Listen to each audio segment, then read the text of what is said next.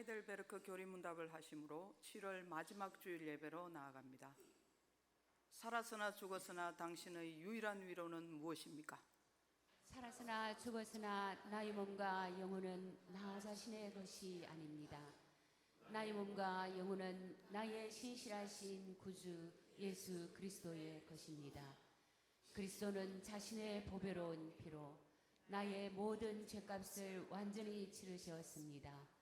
그리스도는 나를 마귀의 모든 권세에서 풀어주셨습니다. 또한 그리스도는 나를 지켜주십니다. 그리고 하늘에 계신 아버지의 뜻이 아니라면 내 머리에서 머리카락 하나도 떨어지지 않습니다.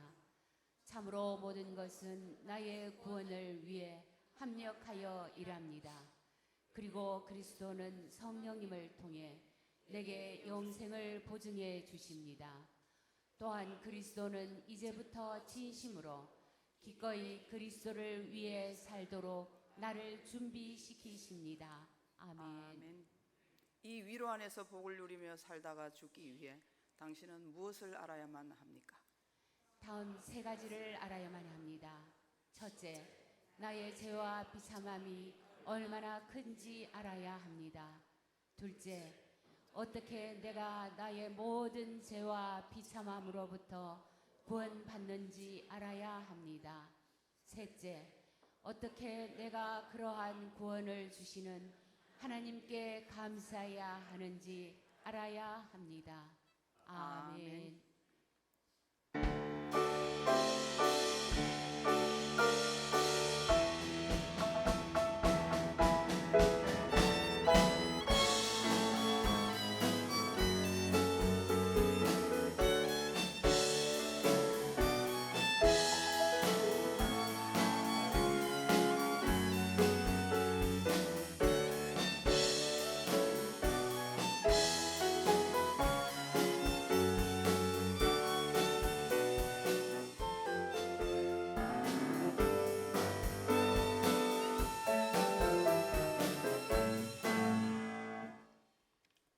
만민들아 우리 하나님을 송축하며 그의 찬양을 들리게 할지어다. 그는 우리 영혼을 살려두시고 우리의 실족함을 허락하지 아니하시는 주시로다. 하나님을 찬송하리로다. 그가 내 기도를 물리치지 아니하시고 그의 인자심을 내게서 거두지도 아니하셨도다. 아멘. 성도들이 드리는 예배를 기쁘게 받으시는 우리 하나님, 지난 한 주간도 우리 곁을 떠나지 않으시며 인생의 무거운 짐을 함께 지시고 인도하여 주신 은혜에 감사를 드립니다. 오늘 주님의 날을 맞이하여 지치고 상한 심령들을 예배의 자리로 불러주시니 감사를 드립니다. 이 거룩한 주일 아침에 온 땅과 섬들과 나라들이 하나님께 찬송하며 천군과 천사들과 군왕들도 하나님의 보좌 앞에 엎드리고 있나이다. 주님의 자녀들이 온 마음과 뜻과 정성을 다해 만군의 하나님을 경배하오니 홀로 영광을 받아 주옵소서. 언제나 우리를 사랑하시는 예수님의 이름으로 기원하옵나이다. 아멘. 찬송가 70장을 부르겠습니다.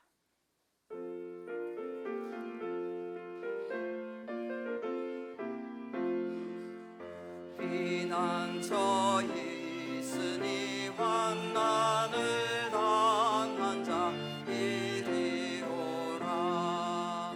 땅들이 변하고 물결이 일어나 산 위에 넘치되 두렵잖네.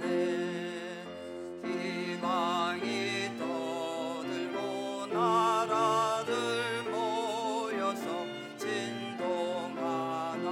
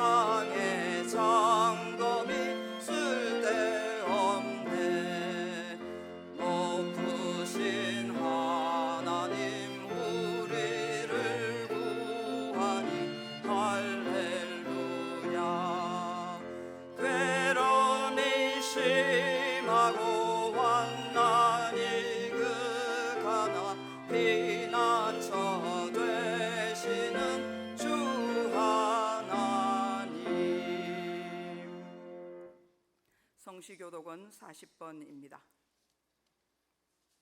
새 노래로 여호와께 노래하라. 온 땅이여 여호와께 노래할지어다. 여호와께 노래하며 그의 이름을 송축하며 그의 구원을 날마다 전파할지어다. 그의 영광을 백성들 가운데에 그의 기이한 행적을 만민 가운데에 선포할지어다. 만국의 모든 신들은 우상들이지만 여호와께서는 하늘을 지으셨음이로다. 존귀와 위엄이 그의 앞에 있으며 능력과 아름다움이 그의 성소에 있도다. 아름답고 거룩한 것으로 여호와께 예배할지어다. 온 땅이여 그 앞에서 떨지어다. 하늘은 기뻐하고 땅은 즐거워하며 바다와 거기에 충만한 것이 외치고 밭과 그 가운데 있는 모든 것은 즐거워할지로다. 그때 숲의 모든 나무들이 여호와 앞에서 즐거이 노래하리니 그가 임하시되 땅을 심판하러 임하실 것임이라. 그가 의로 세계를 심판하시며 그의 진실하심으로 백성을 심판하시리로다. 아멘. 우리의 신앙을 고백하겠습니다. 나는 전능하신 아버지 하나님 천지의 창조주를 믿습니다. 나는 그의 유일하신 아들 우리 주 예수 그리스도를 믿습니다. 그는 성령으로 잉태되어 동정녀 마리아에게서 나시고 본디오 빌라도에게 고난을 받아 십자가에 못 박혀 죽으시고 장사된 지 사흘 만에 죽은 자 가운데서 다시 살아나셨으며 하늘에 오르시어 전능하신 아버지 하나님 우편에 앉아 계시다가 거기로부터 살아있는 자와 죽은 자를 심판하러 오십니다. 나는 성령을 믿으며 거룩한 공교회와 성도의 교제와 죄를 용서받는 것과 몸의 부활과 영생을 믿습니다. 아멘. 찬송가 486장을 부르겠습니다.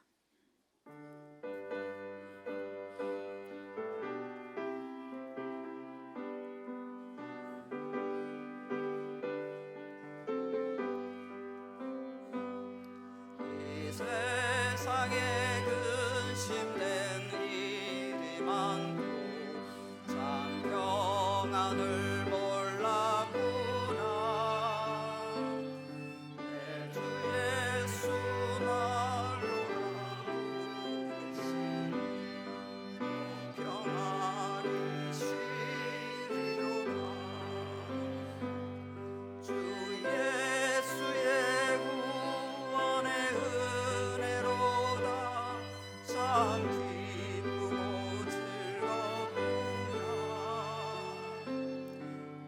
그 은혜를 영원히 누리게 평안히 쉬리로다. 이 세상에 곤고한 일이 많고 잠시는 날 없었구나. 내 주 예수 날 사랑하시오. 또 평안히 쉬리로다. 주 예수의 구원의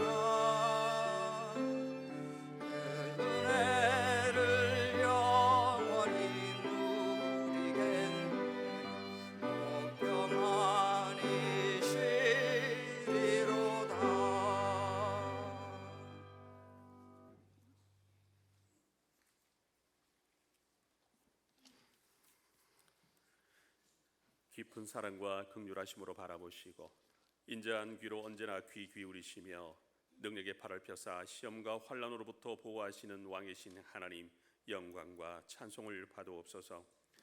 예수 그리스도의 대속과 구원의 은혜로 우리의 영이 새롭게 거듭나게 하시고 감사와 헌신의 제단을 쌓으며 진리와 영으로 예배드리게 하시니 감사를 드립니다. 주님, 지금까지 호흡하게 하시며 이 시간 주님 앞에 있음이 하나님의 크신 은혜임을 고백하지만 주님 앞에 면목이 없음은 삶의 순간순간마다 주님의 손을 뿌리치고 나의 고집과 의를 쫓아 살아왔음을 자백하오니 우리의 본성의 악함을 불쌍히 여기사 용서하옵시고 십자가에서 흘리신 보혈로 정결케 하사 거룩한 예배로 나아가게 하옵소서. 우리의 믿음을 위하여 간구하오니 날마다 생명의 고는 되시며 영광이 되신 하나님을 바라보고 주의 뜻을 지켜 행하는 일에 의지적인 결단으로 순종하게 하옵소서. 그러나 더욱 바로옵기는 우리의 믿음이 의지적 결단이나 행동을 넘어서 믿음의 대상인 하나님을 전적으로 신뢰하여 의지하며 순종하는 장성한 분량에 이르길 원하오니 우리의 이성과 능력 안에 하나님의 능력을 제한하는 교만과 불신을 무너뜨리고 우리 삶에 개입하시는 하나님을 신뢰하여 순종함으로 주의 일하심을 기대하는 성숙된 믿음을 허락하옵소서. 이러한 믿음의 열매가 풍성히 맺혀 저희가 성도와 목자가 되게 하시고 교회된 사명을 감당하는 거룩한 백성이 되게 하옵소서. 이 땅의 교회를 위해 기도하오니 수많은 교회가 성경의 핵심 교리를 소홀히 여겨 외면하였기에 교회의 영적 권위가 힘을 잃고 교회된 본질이 희미해져 버렸으며 하나님께 순종하기보다 권력과 이권에 복종하여 세상의 걱정거리와 조롱거리가 되어버렸나이다. 이제는 시대와 문화를 따라 성경을 각색하기를 멈추고 진리인 성경 말씀을 그대로 선포하고 가르쳐 성경의 권위와 교회의 영적 권위를 세우게 하시며 하나님의 진리와 공의를 온 땅 위에 선포되게 하옵소서. 주의 보혈 위에 세워진 장생포교회가 처음부터 다시 시작하는 마음으로 말씀의 핵심인 교리를 듣고 배우며 가르치게 하시고 날마다 말씀과 기도로 하나님과 교제하며 섬김으로 하나 되는 사랑의 공동체가 되게 하사 하나님께서 임재하시고 운행하시는 참된 교회가 되게 하옵소서. 더불어 시대적 사명을 감당하고 열방을 향한 복음을 꿈꾸며 빛과 소금된 사명을 감당하게 하옵시고 목회사에게 전적으로 동력함으로 하나님의 통치 아래 순복하는 기쁨 또한 누리게 하옵소서. 주의 권위로 세워주신 장로님과 권사님들을 기억하사 그 삶에 동행하여 주옵시고 그들의 헌신과 섬김을 통하여 주의 교회가 날로 건강하게 세워지게 하옵소서. 오늘부터 시작되는 아동부 여름 성경학교 위에 함께하사 베푸신 자연과 풍족한 환경 속에서 마음껏 교제할 수 있음이 하나님의 은혜인 줄 알게 하시고 모든 사고와 위험으로부터 지키사 순서마다 기쁨으로 주님께 영광 올리게 하시며 지도하시는 조성석 목사님과 교사들을 위해 하나님의 지혜와 능력을 부어주사 맡기신 아이들을 진리로 가르치게 하옵소서. 육신의 질병과 물질 그리고 영적 시험 가운데 있는 지체들은 그러한 처지에도 주님을 전적으로 신뢰하며 의지하는 믿음을 주사 이미 받은 은혜를 인하여 감사와 기쁨으로 제단을 쌓을 때 그 삶에 주님의 위로와 평강이 넘치게 하옵소서. 교회를 위하여 보이지 않는 곳에서 수고와 헌신하는 손길들에게 은밀한 중에 중심을 보시는 하나님께서 복주사 섬김의 기쁨과 영생의 즐거움을 누리게 하옵소서. 단위에 세우신 목사님께 성령 충만과 더불어 영육을 강건하게 하시며 맡기신 사역과 가정과 자녀 위에 위로와 평안 형통의 복을 허락하옵소서. 이 시간 주의 종을 통하여 선포되는 하나님의 말씀을 분명히 듣게 하시며 말씀을 인하여 우리의 믿음이 도전받고 성장하여 주님을 닮아가게 하옵소서. 예배를 방해하는 모든 악의 충동을 막아 주옵시고 드려지는 예배를 통하여 삼위일체의 하나님 홀로 영광 받으옵소서. 예수님의 이름으로 기도드립니다. 아멘.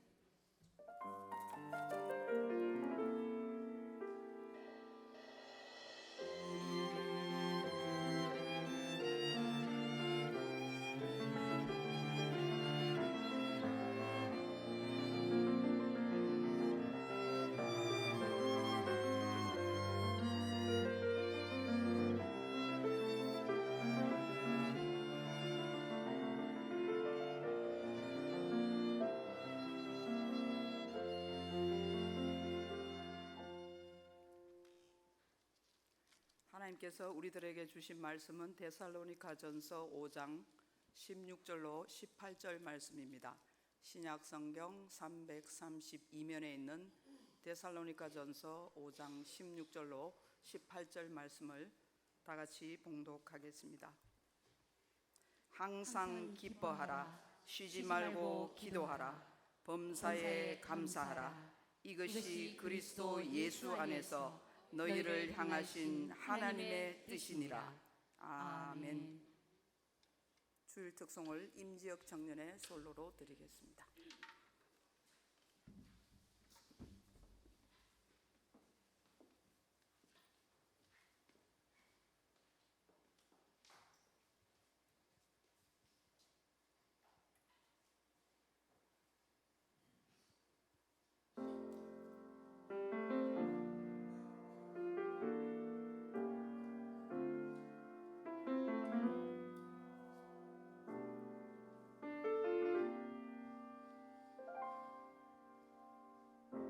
참 고마운 친구 나의 예수님,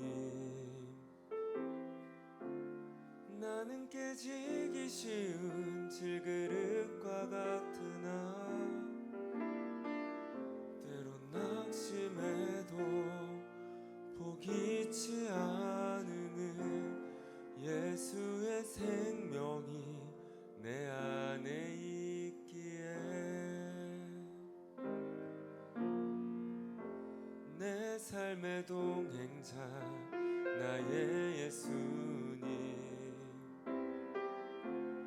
나는 기대가 없는 어린 나귀 같으나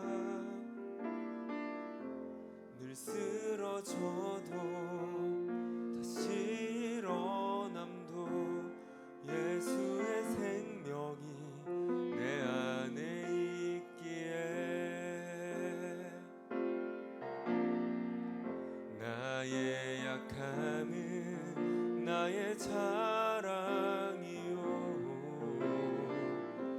나의 실패는 나의 간증이요, 나의 아픔은 나의 영광이니 그 부르심 따라 내가 걸어갑니다.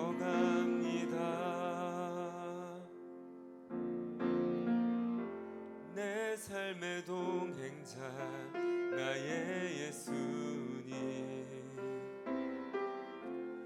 나는 기대가 없는 어린 나귀 같으나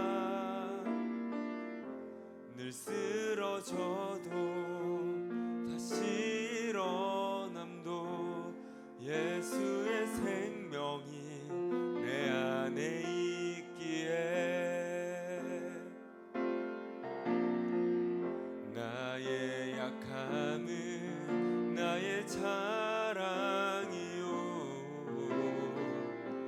나의 실패는 나의 간증이요, 나의 아픔은 나의 영광이니 그 부르심 따라 내가 걸어갑니다. 나 가난함은 나의 상급이요, 나 미련함은 나의 자랑이요, 나 쓰러짐이 나의 고백이니 그 부르심 따라 내가 걸어갑니다. 그 부르심 따라 내가 걸어갑니다.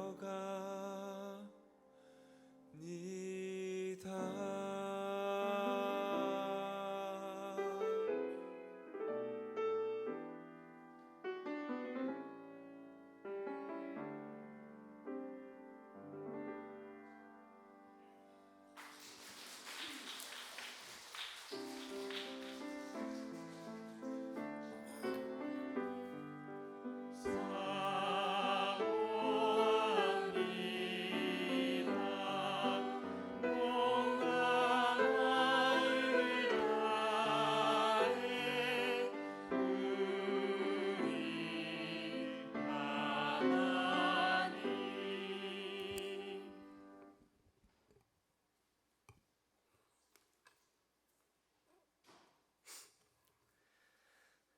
하나님께서 이 세상에 정하신 법칙은 상식입니다.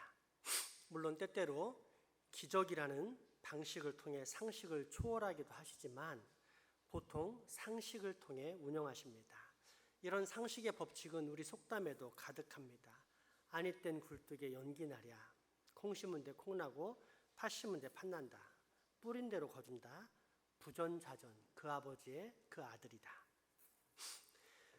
이 중 마지막 문장은 우리에게 정말로 무서운 말입니다. 왜냐하면 자식은 교육한 대로 자라나는 것이 아니라 보고 배운 대로 자란다는 뜻이기 때문입니다.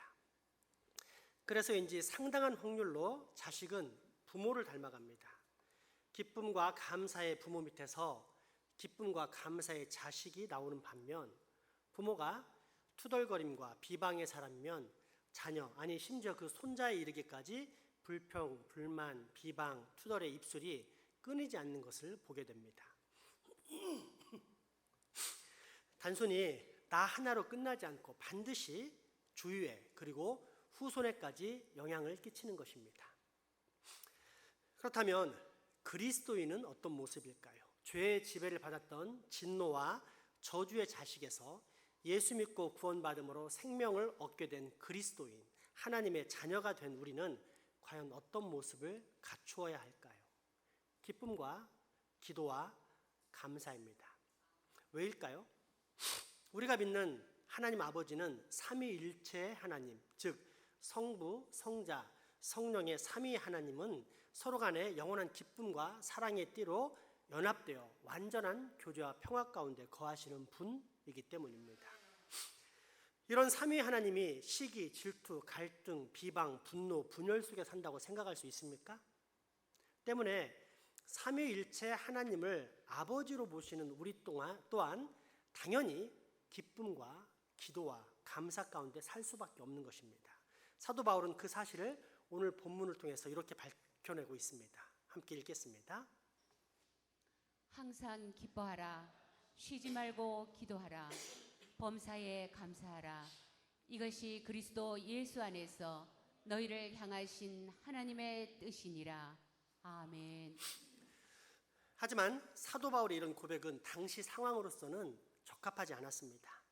왜냐하면 오늘 본문은 사도 바울이 고린도 지역에서 데살로니가라는 지역에 있는 교회에 쓴 편지인데 그 지역은 유대인의 핍박이 얼마나 심했던지 겨우 3주간만 전도하다가 쫓겨난 지역이기 때문입니다.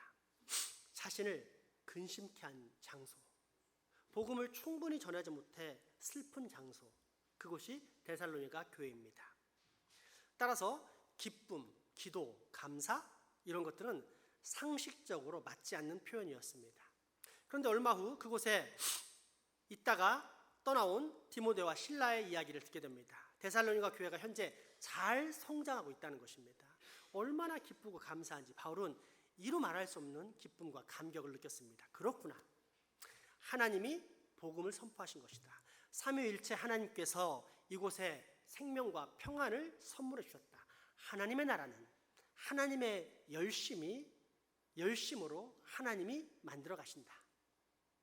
때문에 바울은 한때 척박했으나 현재는 생명의 복음으로 충만한 데살로니가 교회에 하나님의 영광을 선포하면서 그곳에 있는 하나님의 자녀들에게 이렇게 권유하고 있는 것입니다. 항상 기뻐하라. 쉬지 말고 기도해라. 범사에 감사하라. 이는 그리스도 예수 안에 있는 하나님의 너희를 향하신 뜻이니라. 따라서 만약 우리가 정말로 그리스도인, 즉 하나님의 자녀라면 반드시 세 가지 특징이 나와야 되는데, 첫째, 기쁨. 둘째, 기도. 셋째, 감사입니다. 그중 첫째, 먼저 기쁨입니다. 여기서의 기쁨은 단순한 외적, 감각적 기쁨이나 또는 반대로 내적, 종교적 기쁨 등이 서로 분리된 기쁨을 말하는 것이 아니라 영육간의 총체적이고 전인적인 기쁨을 말합니다. 그러니까 안팎으로 하나님께서 주시는 평안, 성령 충만함에서 나오는 샘솟는 기쁨을 말합니다. 그리고 이 기쁨은 반드시 말을 통해서 나오게 되어 있습니다.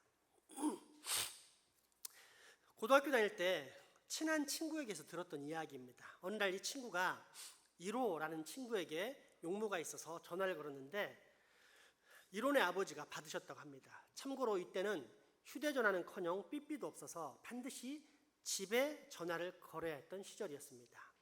여보세요? 1호네 집이죠? 아니다. 예, 죄송합니다. 끊고 전화번호를 확인했습니다.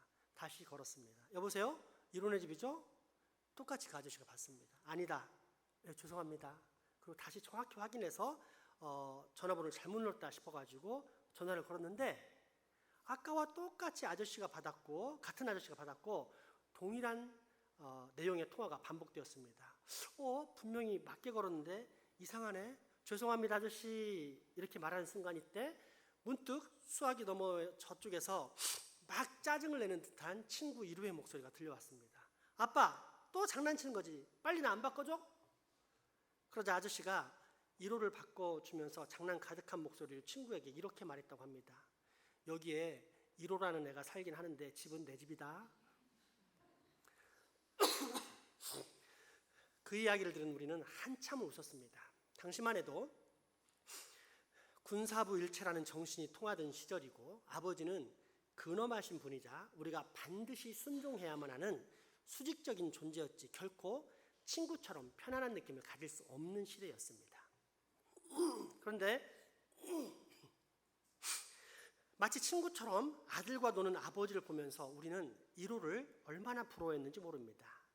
아들인 1호를 너무나 사랑하고 기뻐하시다 보니 아들 친구들까지도 다 이뻐 보이고 또 친하게 지내고 싶어서 그처럼 장난을 치신 것입니다.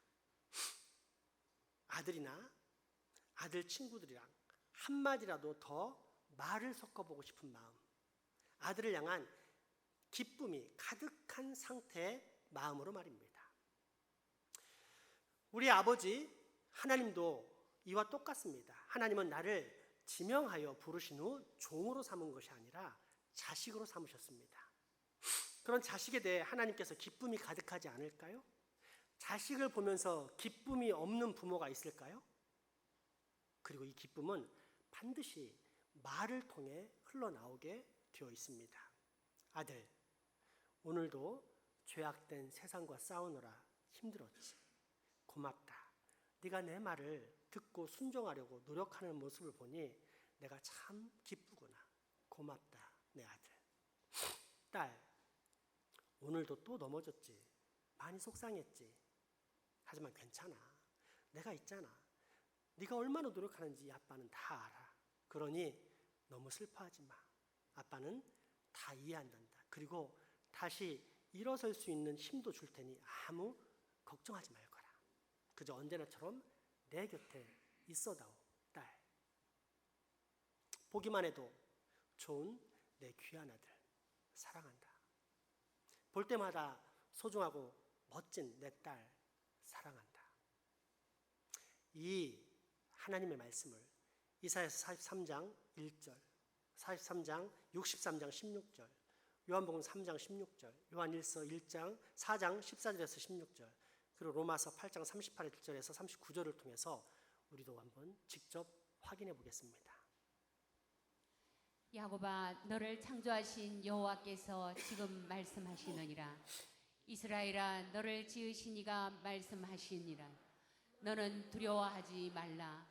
내가 너를 구속하였고 내가 너를 지명하여 불렀나니 너는 내 것이라.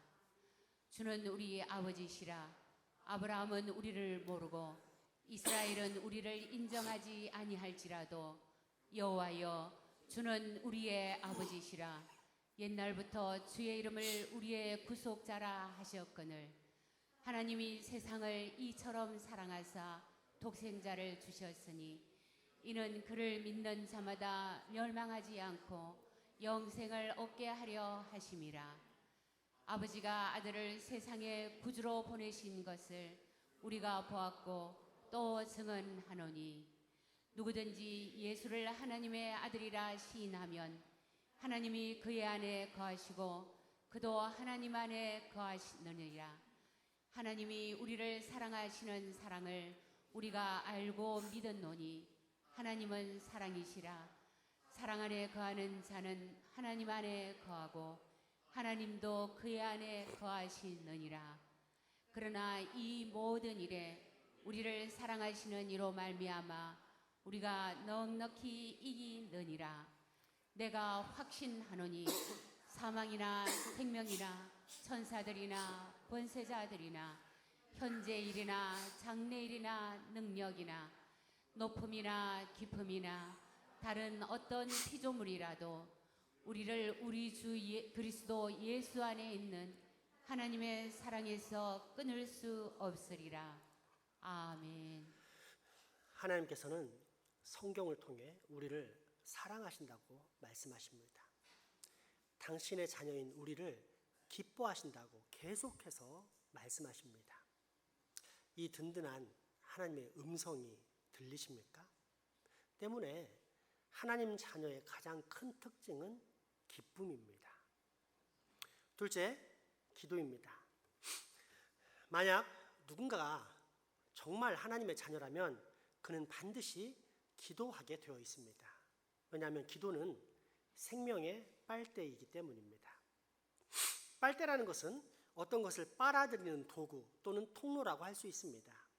빨대를 우유팩에 꽂으면 우유를 먹을 수 있고 아이스 아메리카노 통에 꽂으면 커피를 마실 수 있으며 딸기 주스나 수박 주스 같은 과일 컵에 꽂으면 과일 주스를 마실 수 있습니다. 중요한 것은 빨대에 대한 믿음입니다. 빨대가 무엇인가를 끌어올릴 수 있다는 사실을 믿기 때문에 우리는 빨대를 사용하는 것이지, 아무리 힘있게 빨아 올려도 올라오지 않는다면 우리는 절대 빨대를 사용하지 않을 것입니다. 이와 똑같은 믿음이 기도에 적용됩니다. 단 기도라는 빨대는 한순간 스쳐 지나가는 음료와 같은 것들을 빨아들이지 않고 영원히 존재하는 생명을 빨아들이는 도구 또는 통로라는 것입니다. 그 영원한 생명이 무엇입니까? 살아계신 하나님, 이 땅에 오신 예수 그리스도, 늘 우리를 성부와 성자의 영으로 가득 채우시는 성령, 즉 삼위일체 하나님이십니다. 요한복음 7장 37절에서 39절 말씀은 그 사실을 이렇게 증언하고 있습니다. 명절 끝날 그 큰 날에 예수께서 서서 외쳐 이르시되 누구든지 목마르거든 내게로 와서 마시라. 나를 믿는 자는 성경의 이름과 같이 그 배에서 생수의 강이 흘러나오리라 하시니, 이는 그를 믿는 자들이 받을 성령을 가리켜 말씀하신 것이라. 예수께서 아직 영광을 받지 않으셨으므로 성령이 아직 그들에게 계시지 아니하시더라. 아멘.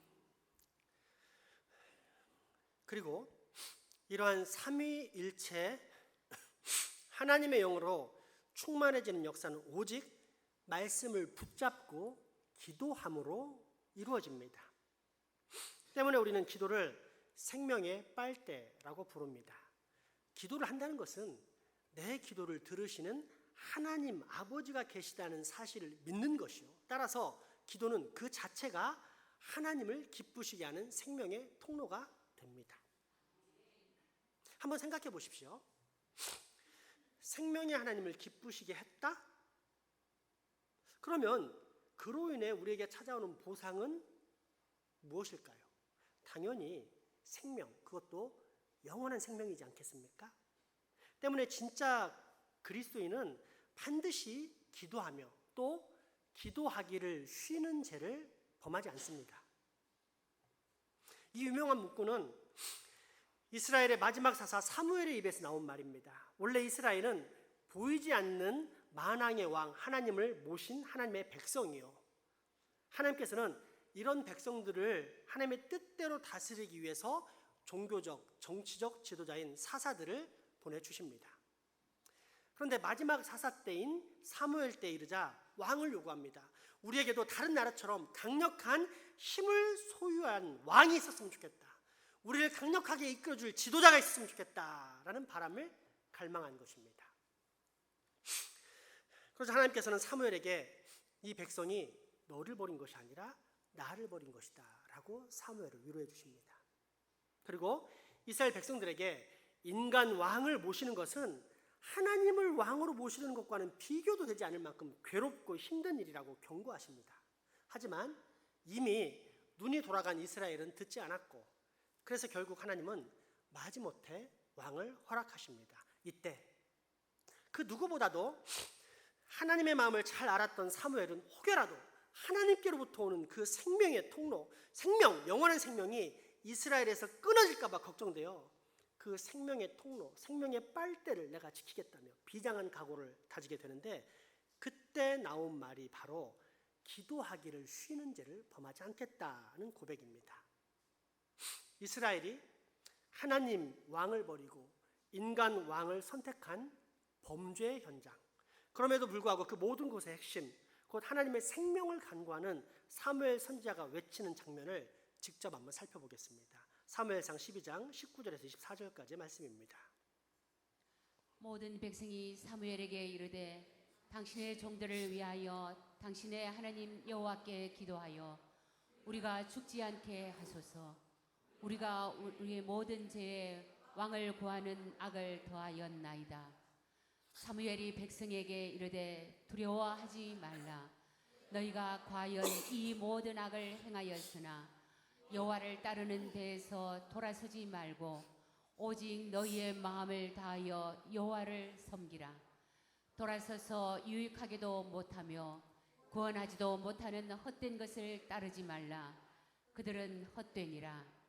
여호와께서는 너희를 자기 백성으로 삼으신 것을 기뻐하셨으므로 여호와께서는 그의 크신 이름을 위해서라도 자기 백성을 버리지 아니하실 것이요, 나는 너희를 위하여 기도하기를 쉬는 죄를 여호와 앞에 결단코 범하지 아니하고 선하고 의로운 길을 너희에게 가르칠 것인즉 너희는 여호와께서 너희를 위하여 행하신 그 큰 일을 생각하여 오직 그를 경외하며 너희의 마음을 다하여 진실이 섬기라.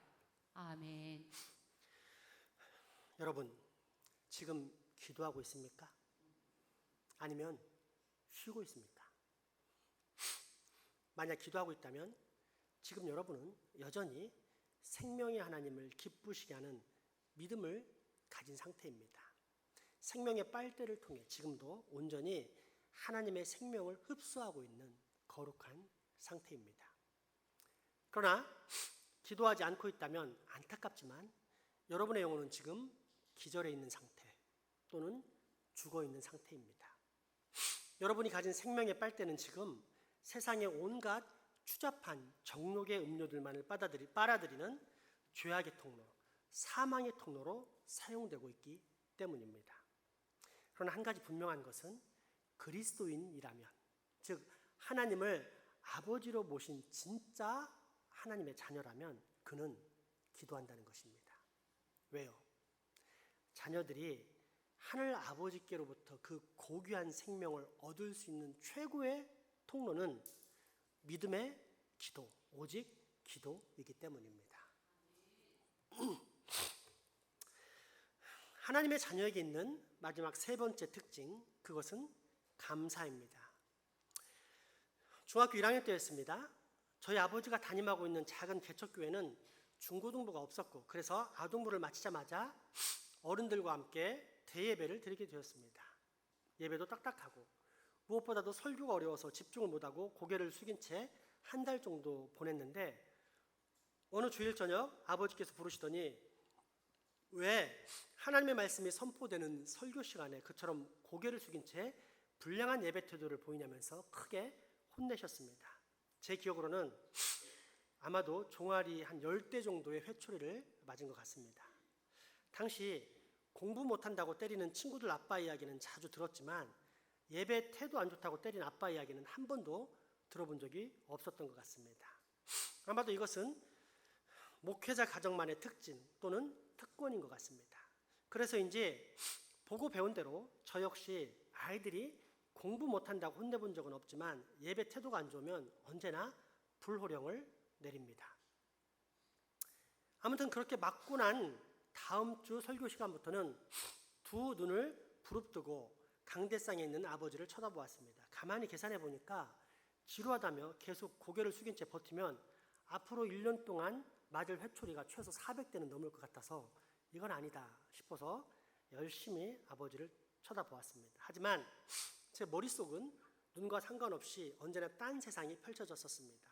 이제 갓 들어간 중학교에서 사귄 친구, 그 친구랑 놀러 갈 계획, 다음 주에 있을 이웃 여중생들과의 단체 데이트 등 신나고 즐거운 일들로 내 머릿속을 가득 채웠었습니다. 그래서 저는 설교 시간에 저를 바라보지만 딴 생각을 하고 있는 사람들의 눈빛을 금방 알아차립니다. 왜냐하면 제가 눈의 초점과 머릿속 생각의 분리를 또렷이 경험한 설교 거부 전과자이기 때문입니다. 눈빛을 보면 금방 압니다. 늘 그렇게 분리된 생활을 하던 어느 날 갑자기 이상한 일이 생겼습니다. 연애 때처럼 아버지께서 어려운 설교를 하고 계셨는데 문득 그 모든 설교들이 너무나도 달콤하게 내 눈과 귀와 마음속으로 줄줄줄 흘러 들어왔기 때문입니다. 그 예배 시간, 무엇보다도 하나님의 말씀을 듣는 설교 시간이 얼마나 달콤하고 맛있었는지 그날 이후로 늘 설교 시간이 기다려졌고 늘 은혜로웠으며 감동이 있었으며 이제는 설교 시간이 그 모든 예배 시간 중에 내게 가장 최고의 은혜 시간이 되었습니다. 그때는 잘 몰랐지만 지금 돌이켜 생각해 보니 성령님이 충만하게 임재했었던 것입니다. 아무튼 그렇게 성령 충만의 임재를 경험하고 보니 나타난 현상은 딱 하나였습니다. 아니 많이 있지만 가장 두드러지게 표현되는 현상을 말하는 겁니다. 벅찬 행복으로 가득 차서 늘 감사가 마음과 입술에서 튀어나오는 겁니다. 하늘이 있는 것도 감사, 땅이 있는 것도 감사, 교회가 있는 것도 감사, 재밌는 학교가 있는 것도 감사, 건강한 것도 감사, 좋은 부모님 있는 것도 감사, 멋진 동생들이 있는 것도 감사 등 세상이 온통 감사투성이, 감사천지였습니다. 그렇게 수개월을 넘치는 감사 가운데 살다 보니 어느새 몇 개월이 훌쩍 지나 여름방학이 되었고 그런 어느 월요일 날 이종 사촌 동생들 3남매가 우리 집에 놀러와 우리 집 3남매와 함께 총 6명이 신나게 놀게 되었습니다. 그러다가 저녁이 되어 밥을 먹으려 했는데 아무리 찾아봐도 밥이 보이지 않았습니다. 당시는 아버지 어머니가 주간에는 농부가 되어 한 10km 이상 떨어진 농장에서 농사일과 더불어 개, 돼지, 소 같은 동물들을 키우는 축산업 관련 일을 하러 다니던 시절이어서 새벽기도 마친 후 나가시면 밤늦게나 돌아오셨습니다. 밥은 새벽에 늘 준비해놓고 가시던 그런 때였습니다. 그런데 이 밥을 도저히 찾을 수가 없었던 것입니다. 배고프다고 아우성치는 동생들의 목소리에 다급해진 제가 다시 한번 부엌을 샅샅 뒤져봤는데 거기에는 익숙하지 않은 꽁보리밥이 한솥 가득히 있었습니다. 초등학교 저학년 때까지는 보리를 섞은 잡곡밥을 먹었지만 벌써 몇 년 전 일이고 이후로는 늘 쌀밥만 먹었기 때문에 상당히 낯선 보리밥이었습니다. 그런데 이 밥을 보면서 문득 어제 아버지 설교 말씀이 생각났습니다. 범사에 감사하라는 말씀입니다. 때문에 안 그래도 감사가 넘쳐났던 제 생각은 당연히 이 밥을 보면서 말씀 중심의 해석을 할 수밖에 없었습니다. 아버지께서 지금 우리 자식들의 신앙을 테스트하시는 것이다. 이런 상황 속에서도 불평불만하지 말고 어제 설교 말씀처럼 우리가 하나님께 감사드리는 신앙을 갖기 원하시는 것이다. 그래서 꽁보리밥을 만들어 놓고 지금 우리를 테스트하시는 중이다. 이런 확신이 들었습니다. 그래서 저는 즉시 우리 동생들, 아이들의 설득, 아니 사실상 맏형이기 때문에 반강제적인 협박에 들어가기 시작했습니다. 얘들아, 지금 아프리카 사람들은 먹을 것이 없어서 굶어 죽어간단다. 그런데 우리는 이렇게 먹을 것이 있으니 얼마나 감사하니. 비록 보리밥이지만 우리 다 같이 감사하면서 먹자. 무조건 한 사람의 한 공기씩 먹는다. 제일 어린애가 그때 7살인가 그랬으니까 6살인가 그랬으니까 한 공기 먹는 게 쉬운 일이 아닙니다. 근데 저는 이 밥그릇을 다 비워야만, 밥통을 다 비워야만 아버지께 칭찬받을 것 같았습니다. 그래서 다 먹이는데 동생들의 얼굴에 5만 가지 인상이 다 쓰여졌습니다. 첫째는 거지도 안 먹는 요즘은 쌀밥을 먹는 시대인데 이 거친 보리밥을 먹는다는 것이 첫째 이유요. 둘째는 웬 밥에 돌이 그렇게 많은지 서너 숟가락 떠다 보면 다들 아야 아야 하면서 씹던 돌을 뱉어내기 일쑤였습니다. 감사가 넘쳐났던 저만 아멘 감사합니다. 하나님 감사합니다. 이렇게 맛있는 밥을 주셔서 정말 감사합니다 하면서 2그릇이나 먹었습니다. 그랬더니 결국 밥솥을 다 비울 수 있었습니다. 그리고 밤 늦은 시간 부모님께서 돌아오셨고 저는 테스트에 합격했다는 사실에 내심 흐뭇해서 언제쯤 아버지께 칭찬을 받을까 기다리고 있었습니다. 아니나 다를까 다 씻고 나신 아버지께서 부엌으로 가시더니 아까 우리가 다 비워버린 그 밥솥을 들고 오시는 것이었습니다.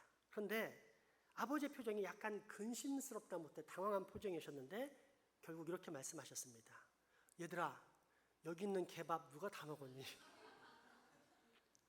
다음날 농장에 있는 개 가져다 주려고 꽁보리밥을 해놓았는데 그것을 제가 한 톨도 남기지 않고 동생들에게 다 먹인 것입니다. 동생들의 원망 눈초리가 얼마나 매서웠을지 짐작되실 것입니다. 그럼에도 불구하고 저는 행복했습니다. 감사했습니다.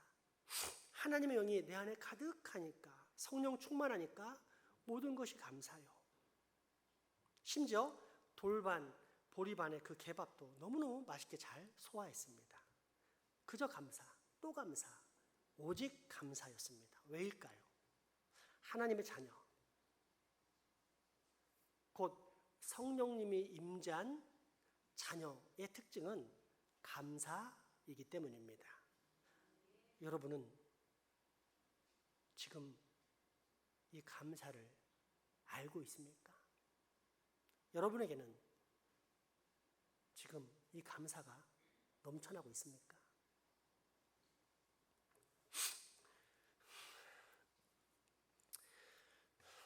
그렇게 개밥을 함께 먹어서 그런지 저와 동생들 저희 3남매는 개떼처럼 잘 몰려다닙니다. 보통 개떼처럼 몰려다닌다는 말은 별로 좋지 않은 뉘앙스로서 부정적인 상황을 언급할 때만 사용됩니다만 다행히도 저희 3남매는 긍정적인 개떼 연합입니다. 대표적인 예가 가족 사진입니다. 아마 5, 6년, 7, 8년 전쯤으로 기억합니다. 아버지께서 살아생전에 온 가족이 함께 모여 사진을 찍었으면 좋겠다고 하자 울산에서 논산으로, 서울에서 논산으로, 그리고 저 멀리 일본 사는 동생네까지 논산으로 다 모여서 사진 찍었습니다. 참고로 저희 3남매는 그렇게 넉넉한 형편이 아닙니다. 그냥 다른 모든 사람들처럼 한 달 빠듯하게 살아가는 그런 평범한 가정들입니다. 그럼에도 불구하고 아버지께서 말씀하시니 다들 한 걸음에 달려왔습니다. 이후 1, 2년이 흘렀을 무렵 문득 일본 사는 막내 동생이 둘째와 8살 차이 나는 하나라는 이름을 가진 늦둥이 막내를 낳게 되었습니다. 그런데 반년 후 팬데믹의 코로나 사태가 터졌고 그렇게 3년 이상을 꼼짝도 못한 채 일본에 갇혀 있어야 했습니다. 때문에 돌은커녕 4살이 다 되도록 우리 집은 우리 집안의 최고 막내인 하나의 모습을 실물로 볼 수가 없었습니다. 그래서인지 코로나가 끝난 후 어느 날 아버지께서 말씀하셨습니다. 우리 가족 사진에 늦둥이 손녀 하나는 없다. 하나가 들어있는 사진 찍어야 되지 않겠냐? 물론 편법도 있습니다. 제가 우리 그 양희정 집사님 시댁에 갔는데 가족 사진이 있는데 그때 바인이가 태어나지 않았을 때 사진을 찍었더라고요. 결혼 사진을.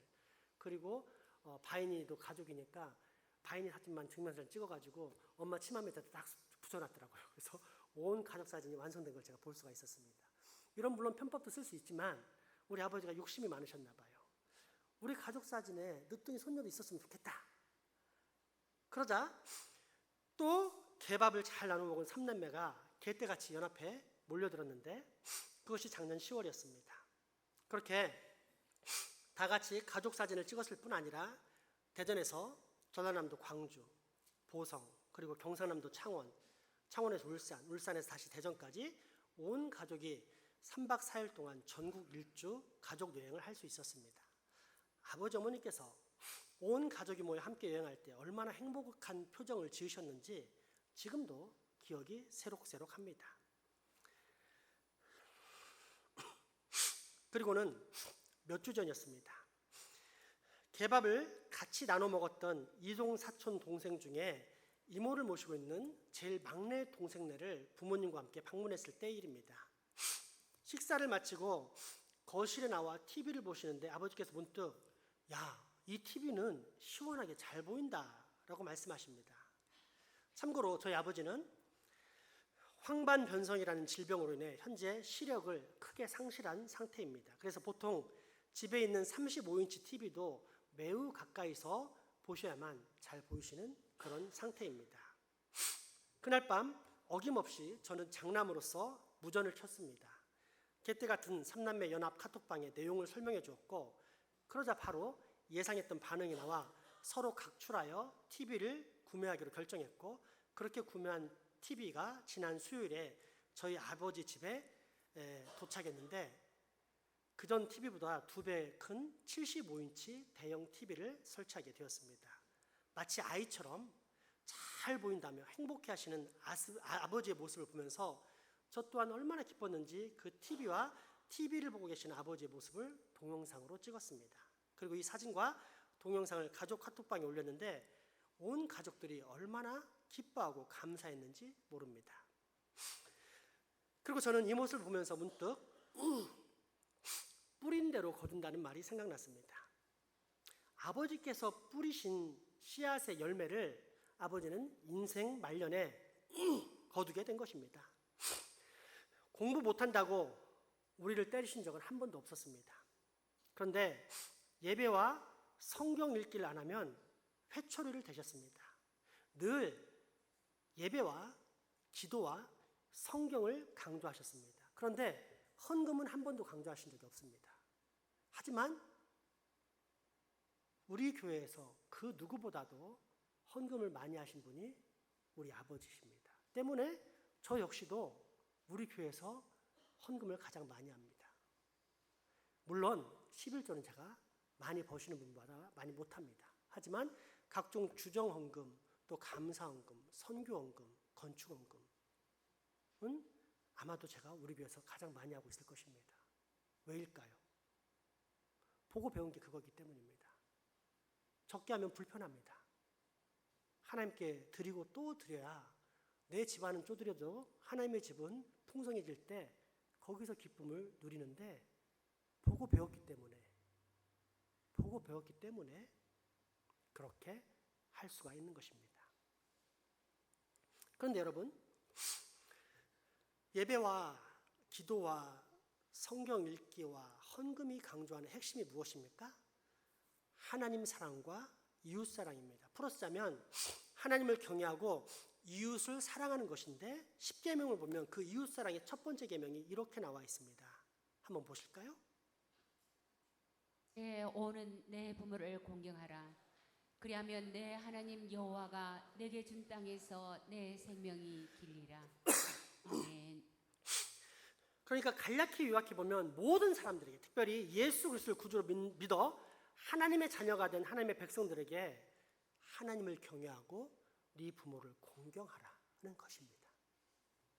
그러니 예배를 제대로 안 드린다고 회초리를 대신 아버지 밑에서 자란 자녀들이 과연 이런 성경의 정신과 가치관을 안 배울 수가 있겠습니까?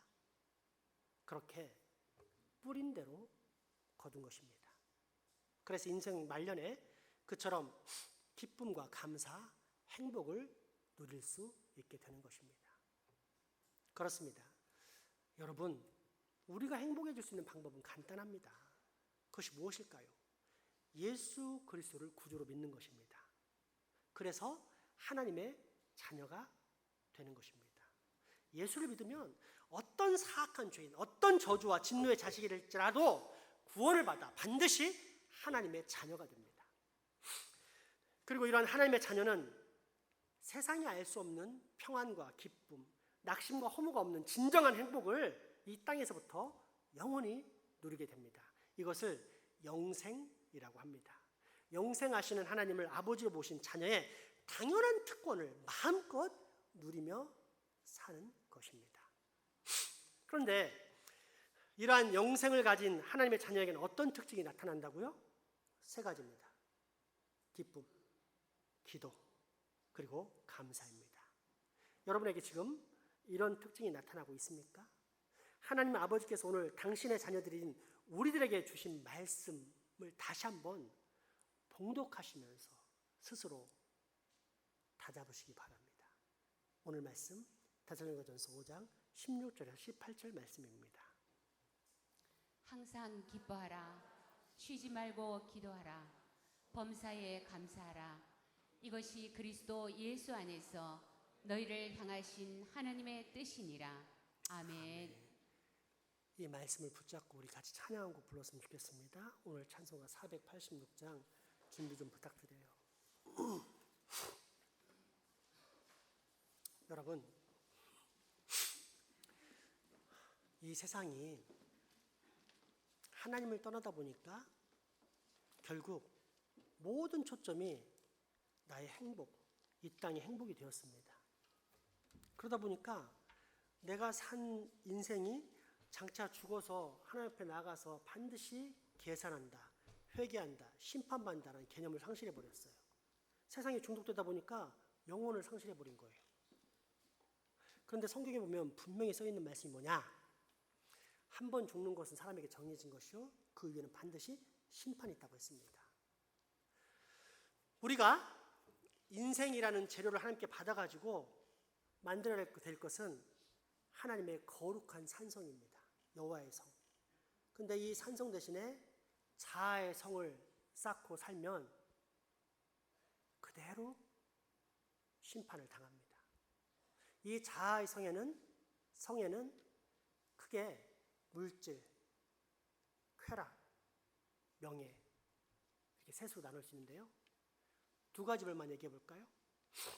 하나님과 관계없이 물질을 먼저 뜨거운 정욕으로 정욕에 불타서 외도 불륜하는 사람들은 어떤 목사님의 간증에 따르면 그 뜨거운 정욕 그대로 뿌린 대로 거두는 방식을 따라 가장 뜨거운 지옥불에서 영원히 고통을 당하게 된다고 합니다. 여러분을 찾아오는 정욕의 죄악을 조심하시기 바랍니다. 잘못하면 여러분 영원히 뜨거운 기름불에서 고통당할 수 있습니다. 둘째, 우리가 그렇게 가장 좋아하는 돈을 하나님께 바치지 않고 계속 자기에게 축적하는 사람은 행복하죠. 그런데 죽어서 하늘나라에 가게 되면 이제 지옥에 떨어지게 되는데, 지옥에서는 그 사람이 번 돈만큼 벽돌을 사게 된답니다. 돌덩어리들을 돈으로 사게 되는 거예요. 그러면 그 돌을 영원토록 머리에 쥐고 있어야 됩니다. 그러니까 1,000만 원 받은 사람은 1,000만 원치만 쥐고 있는데 1조 받은 사람은 1조를 쥐고 있으니 얼마나 힘들겠습니까? 저는 그걸 보면서 야, 하나님이 진짜 공평하신 것 같다. 비록 간증이지만 그런 생각을 했던 기억이 납니다. 그래서 우리가 행복합니다. 우리 중에 부자가 없잖아요? 근데 우리 중에 세상 사람처럼 해결되지 않는 근심과 걱정으로 신음하며 사는 사람이 있나요? 아니잖아요. 우리는 예수 그리스도를 믿기 때문에 다 맡길 수 있어서 편안하잖아요. 그게 진짜 행복입니다. 그 신앙을 고백하는 것이 오늘 찬송가 486장인데 우리 이 행복을 하나님께 고백하면서 감사하다고 표현하는 마음을 담아서 하나님께 찬양하도록 하겠습니다.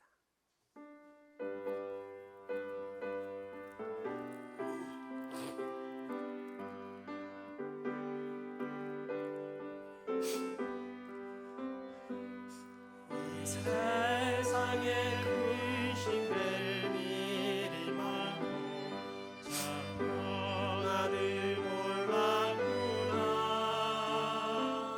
내 주 예수 나로 하루를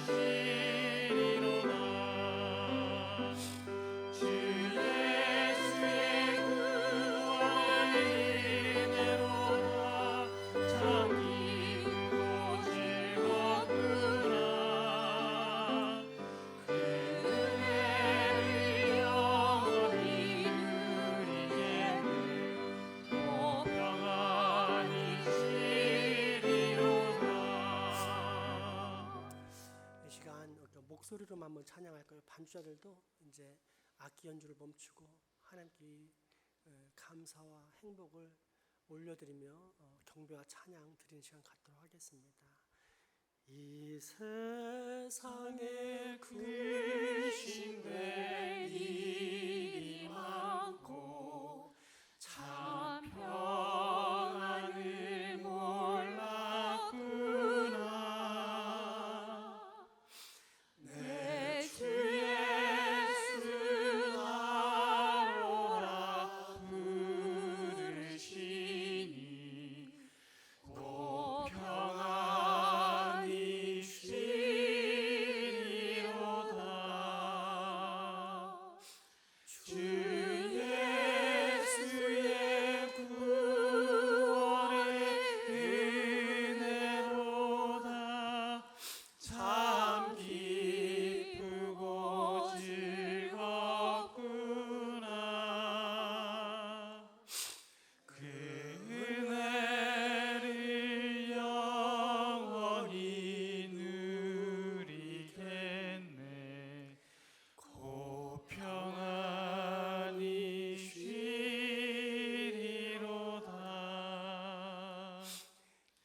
이 세상에 공고한 일이 많고 참 쉬는 날 없었구나. 내 주 예수 날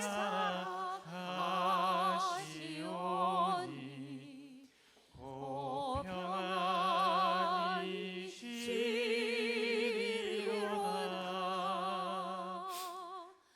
주 예수의 구원의 은혜로다. 참 기쁘고 즐겁구나. 그 은혜를 영원히 누리겠네. 고 평안이 쉬리로다. 이 세상에 죄악된 일이 많고 참 죽을 일사였구나.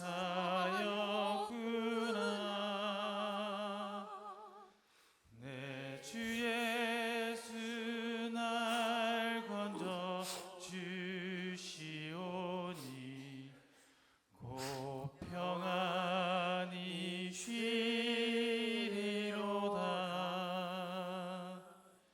주 예수의 구원의 은혜로다. 참 기쁘고 즐겁구나. 그 은혜를 영원히 누리겠네. 고 평안이 쉬리로다.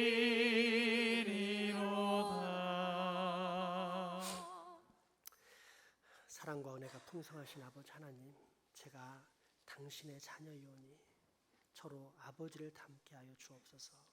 내 삶에 기쁨과 기도와 감사가 충만하게 넘치도록 늘 하나님의 은혜와 능력, 영생을 사모하며 살 수 있게 하여 주옵소서. 예수님 이름으로 기도합니다. 아멘. 헌금하시겠습니다.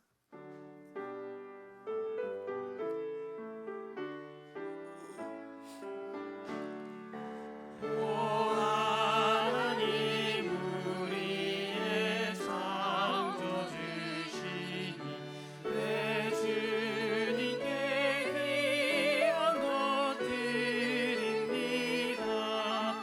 내 주께만 엎드려 경배드리며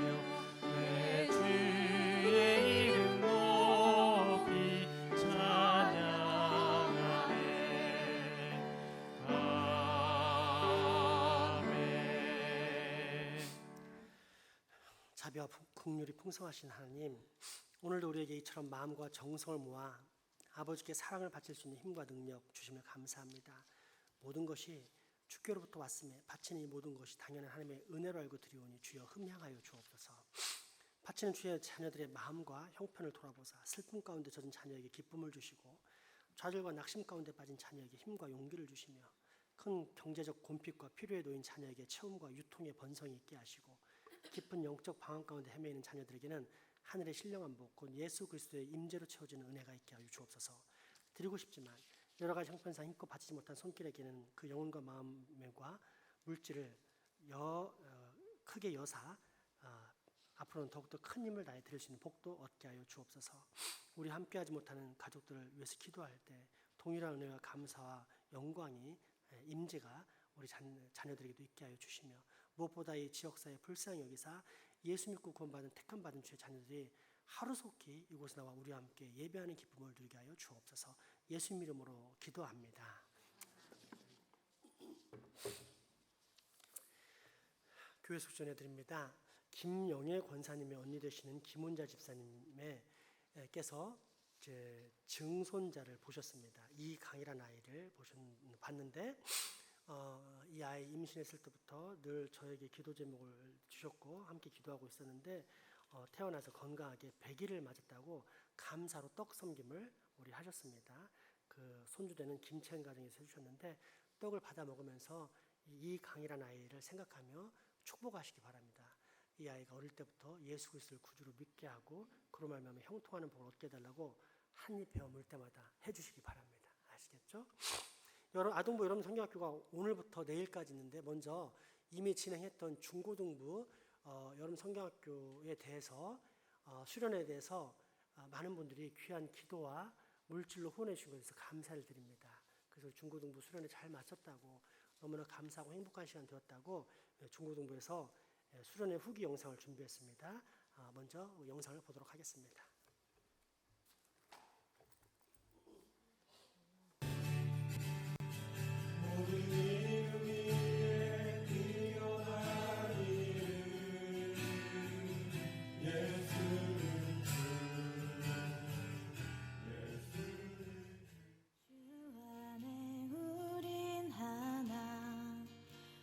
이제 입을 그려줄 겁니다.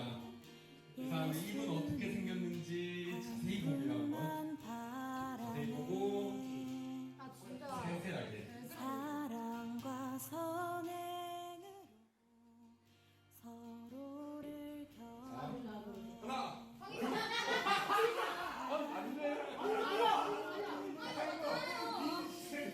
이거 아닌데? 자, 주변 안 된대. 너희가 전에는 들어주세요. 죄인의 어둠 빛. 정답은 잠깐. 어둠과 빛. 와! 우리 걸어가는 이 길이 결코 처음 받는 길은 아니야. 수천 년 동안 온 땅 곳곳에서 주님 따른 흔적 있으니 우리 걸어가는 이 길이 낯설고 두려워 보일지라도 삶의 무게를 뚫고 흘러들어오는 주님 부활의 생명을 봐 우리 함께 손잡고 가세 조금 늦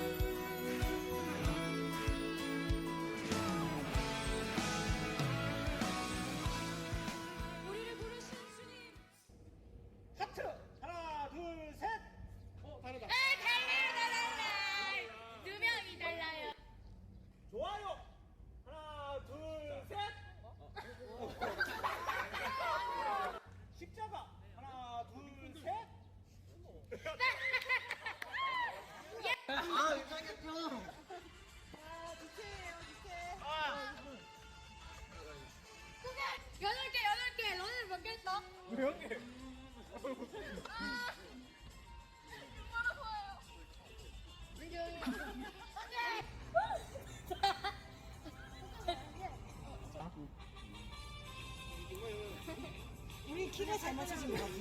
그러네. 중간에 은호에서 수정 딱 받고. 오. 자.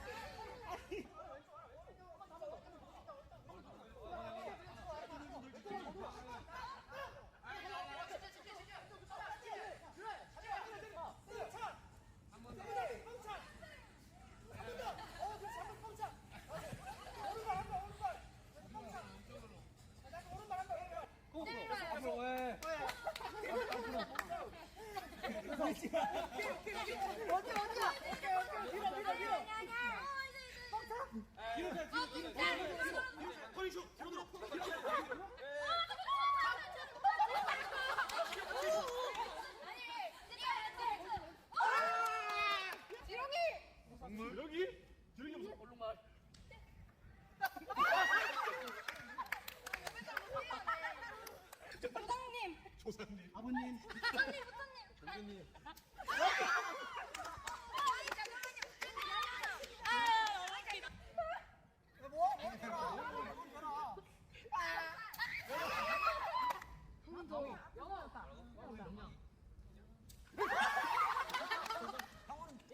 머리. 이상이 머리.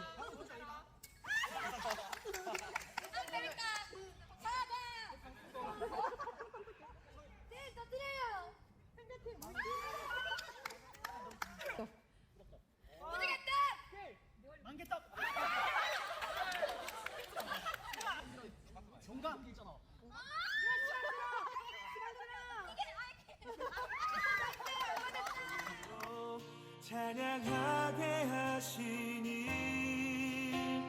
주님 우리를 통해 계획하시니 너를 통해 하실 일 기대해.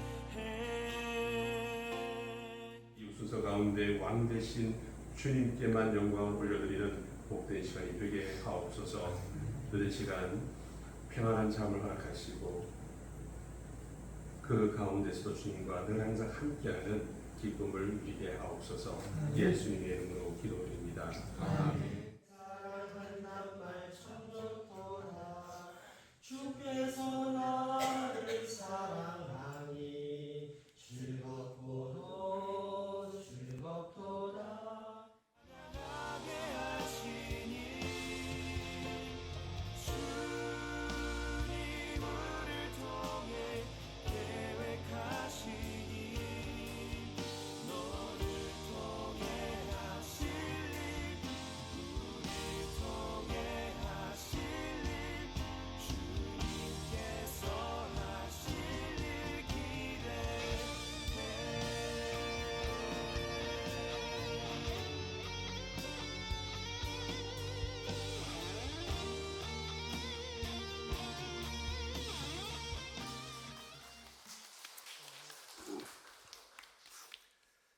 하나님께서는 성경을 통해서만 은혜를 베푸시지 않고 일반 세상에도 은혜를 베푸셨는데, 그런 일반 계시 중에 이런 말이 있죠.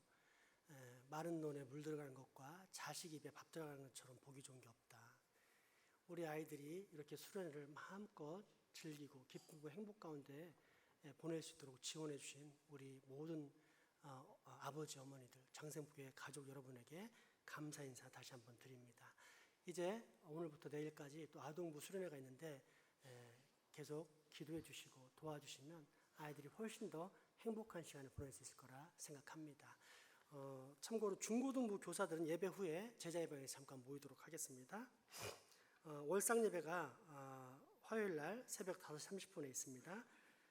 월상 예배 떡을 우리 김경수 권사님이 섬기셨습니다.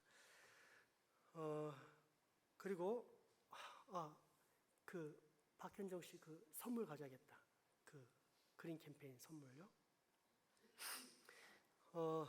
전도용 물티슈가 우리 지금 저기 1층 로비 커피 자판기 앞에 있거든요. 여러분 자유롭게 가져다 사용하시면 됩니다.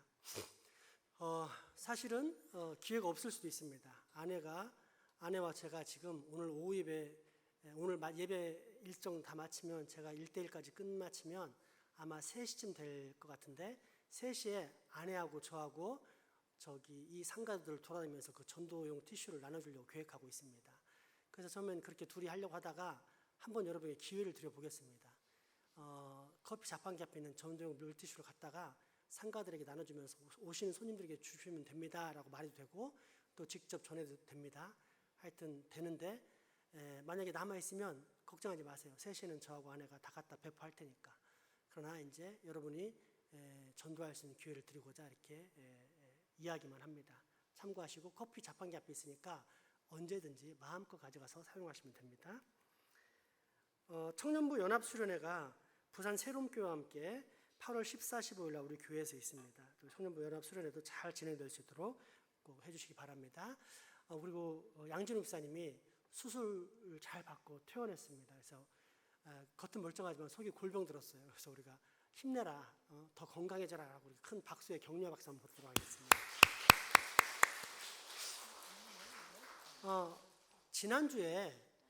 지난번에 우리 그린 청지기 캠페인을 했었죠. 굿네이버스에서. 그래서 우리가 했는데 안타까운 건 몇 분 안 하셨어요. 10명 이내였어요. 그래서 너무 안타까워요. 물론 전략을 잘 하셔서 안 했을 수도 있지만 이왕이면 교회에서 이런 하나님의 뜻을 행하는 캠페인을 벌이자 하면은 해야 돼요. 해야 돼. 다음에는 이런 일이 없도록 하시고, 그러나 이제 하셨던 분들 중에 우리 연우가 가장 잘 했으면서 기도문도 정말 잘 썼어요. 그래서 굿네이버에서 1등 하신 분, 제일 우수하신 분에게 선물을 전달해달라 해가지고 선물을 보내와서 오늘 증정식을 갖도록 하겠습니다. 연우 앞으로 나올래?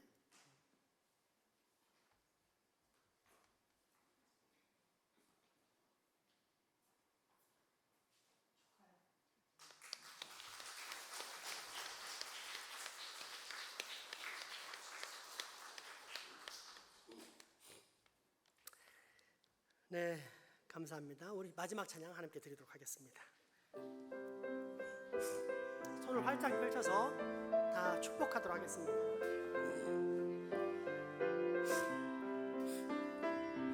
여호와는 너에게 복을 주시기를 원하며 너를 지키시기를 원하시며 여호와는 그 얼굴을 너를 향하여 드사 은혜와 평강 서로 다가가서 안아주면서 축복할까요? 여호와는 너에게 복을 주시기를 원하며 너를 지키시기를 원하시며 여호와는 그 얼굴을 너를 향하여 드사 은혜와 평강 주시기 원하노라. 너를 보배롭고 존귀하게 여기시는 하나님이 세상 속에서 이 약속을 신실하게 이루시는 땅에 기름진 것으로 하늘에 신령한 것으로 너를 복주시고 지키신 하나님이 너의 영혼 잘 되도록 은혜 베푸시며 평강으로 땅에 기름진 인도하시니 것으로 하늘에 신령한 것으로 땅에 기름진 것으로 하늘에 신령한 것으로 너를 복주시고 지키신 하나님이 너의 영혼 잘 되도록 은혜 베푸시며 평강으로 인도하시니. 우리 주 예수 그리스도의 은혜와 하나님의 크신 사랑과 성령님의 교통하심이 이제 후로 하나님의 자녀로서 늘 기쁨과 기도와 감사를 간직하고 또 선포하며 살겠다라고 다짐하고 결단하는 여기 모인 모든 주의 자녀들의 머리 위와 가정, 이웃 그리고 후손들에게 지금부터 영원토록 함께 하시기를 간절히 축원하옵나이다. 아멘.